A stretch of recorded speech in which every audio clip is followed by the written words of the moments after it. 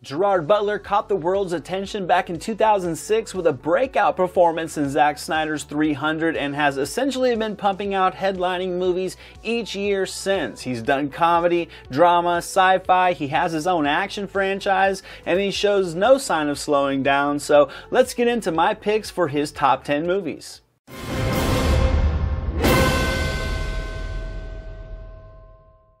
And as a disclaimer, to save some time down in the comments after this video, I will let you guys all know in advance 300 is not going to be on this list. It's a pretty movie. I love the violence. It has vivid action. I can easily see how so many people love it. However, for me, that genre doesn't really put my butt in the seats. I can watch those time period flicks with an open mind to review them, but they don't really just tickle me like a good cop thriller, a violent action flick, or a down and dirty heist film would. So with that said, let's get into my list, and coming in at number 10, I have The Bounty Hunter from 2010. I'll admit this movie is a little bit dumb, and it certainly does go through the motions of the typical rom-com, but I think it's a great time, and I think it delivers tons of mindless fun. I think Butler is very charming and humorous, Aniston is as well, and I think their chemistry elevates this by-the-numbers plotline. There's plenty of laughs, nice doses of action, and a solid supporting cast, and it's just a lighthearted, feel-good comedy,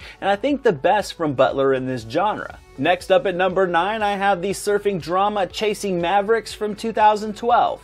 I think this movie gets a bit lost in the mix behind Butler's more action-driven films, but this based on a true story surfing drama is a well-rounded flick, and I think Butler feels at home in this role as a surfing legend mentoring a young rider on the techniques of big wave surfing. It's filled with some really good surfing shots, and Butler carries the dramatic beats of this story with authenticity. This isn't a flashy movie. It's mildly melodramatic in places, but still an emotionally intriguing movie that really does showcase one of Butler's more natural performances. Coming in at number 8, I have Rock'n'Rolla from 2008. I think if you love the wild antics of Guy Ritchie, then this movie is going to be a treat. It's filled with the usual collection of bold and eccentric characters, with Gerard Butler right there front and center commanding everything. This movie really delivers some fun British wit, a large range of humor, plenty of violent action. Butler is clearly having fun in this role, and it really shows with a charismatic performance that feels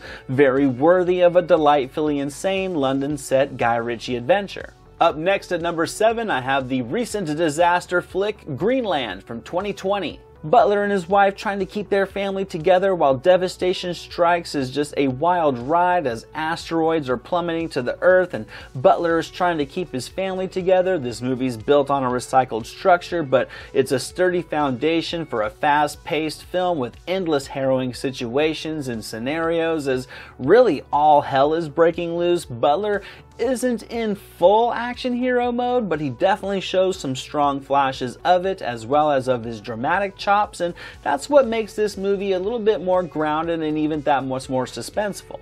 Up next at number 6, I have Angel Has Fallen from 2019. I really do think this third entry in the trilogy was a solid one. It's admittedly a generic progression. The hero turned fugitive has been done before, but with Butler on his own, fighting to prove his innocence, it just works. There's some cool tech in this movie that results in a few creative action sequences, and Butler gets to do what he does best, firing off weapons, kicking ass, and saving the president, and with loads of action and explosion. This is an unassumingly capable part 3 for an action franchise. Hitting the middle of my list at number 5, I have Hunter Killer from 2018. I mean, really, this movie is just an action and adventure bonanza. It's a mashup of all the epic movies from the 90s and just loaded into a single saga of military action and exploits. It has a great ensemble with Butler right there leading everybody as a submarine captain. There are so many moving pieces to this movie that I think delivers enough spectacle for 2 films. It's melodramatic. It also is routine in places, but if you like movies like Executive Decision or Armageddon or Clear and Present Danger, then you're definitely going to love this one.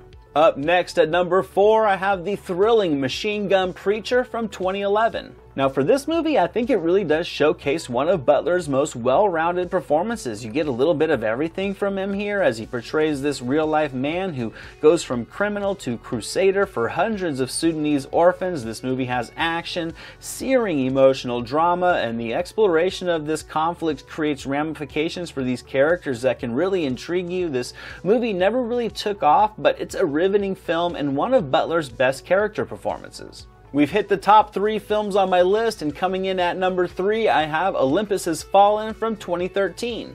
I think this is just a very simple but highly effective Die Hard knockoff, with Nakatomi Plaza being swapped out for the White House. There are more moving pieces to this one that do give it a nice, swift but familiar pace, but this movie is all about Butler delivering a McClane-style rescue of the president, and he's fantastic in doing so. It's filled with explosions and hand-to-hand combat and loads of gunplay and killing and other tension-filled set pieces that just make this movie a great time. Next up at number 2, I have the gritty thriller Law Abiding Citizen from 2009. I've always enjoyed this movie. I think Butler shines as the grieving man reeling from the murder of his wife and daughter, who decides to just take out vengeance on those in the legal system who failed to get him justice. Butler is just emotionally charged here as he dispenses a calculated revenge, and I think this is just a great thriller with both Fox and Butler in the lead carrying the film along, and despite Butler essentially being the villain, you understand his motivation and you sort of root for him, and I think that's what makes this movie kind of unique.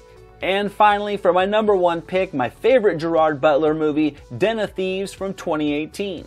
There's just something about this movie I love. It's one of my all-time favorite genres. It does have some recycled elements to it, but I think it also weaves in some creative twists and turns as Butler and his unit just attempt to stop Schreiber and his crew from just a master class of a heist. This movie is filled with tough guys, and Butler is nice and just front and center, oozing masculinity. This movie is no Heat, but it's a thrilling heist film that builds tension nicely from the beginning until it just explodes with action in the finale. And that's my list, guys. My picks for the top 10 Gerard Butler movies. He's a go-to for action films, and when saving the world is on the line, few do it better. Thanks for watching as always. Let me know down in the comments what some of your favorite Jerry B movies are, and I'll catch you in my next video. This is Jack Burton in the Pork Chop Express, and I'm talking to whoever's listening out there. Survive a war, you gotta become war. I suppose we have to register you as a lethal weapon. You trying to say Jesus Christ can't hit a curveball?